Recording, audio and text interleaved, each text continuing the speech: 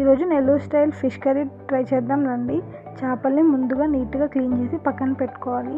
అదే టైంలో మీరు ఏం చేస్తారంటే మీ రుచికి తగినంత చింతపండుని తీసుకొని నానబెట్టండి. ఎన్ని టమాటాలు వేయాలని కూడా చూపించాను, చింతపండు కూడా చూసారు కదా. మీ పులుపుకి తగినట్టు మీరు చేసుకోండి. చేపల్లో ఉప్పు, పసుపు, అలాగే మీ రుచికి తగినంత కారాన్ని వేసి బాగా కలుపుకోండి.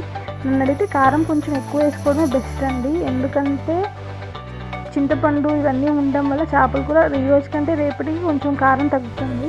సో మీ స్పైసెస్ లెవెల్ని బేస్ చేసుకొని యాడ్ చేసుకోండి. ముందుగా ఉంచుకున్న చింతపండు అలాగే టమాటాని బాగా పిసికి ఆ వాటర్ని దీంట్లో యాడ్ చేసేసేయండి. ఇది పులుపు మీ ఇష్టం, ఆప్షనల్.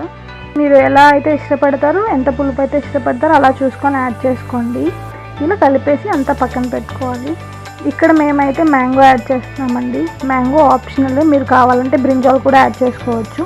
తర్వాత నూనె పెట్టి పిడికెడు మెంతులు వేసి ఆనియన్స్ వేసి బాగా వేపండి. బాగా వేగాక అవి దీంట్లో యాడ్ చేసేసేయండి, ఆల్రెడీ కలిపి ఉన్నదాన్ని. ఇదంతా మిక్స్ చేసి స్టవ్ మీద పెట్టి హై ఫ్లేమ్లో ఒక 20 మినిట్స్ బాగా కుక్ చేయండి.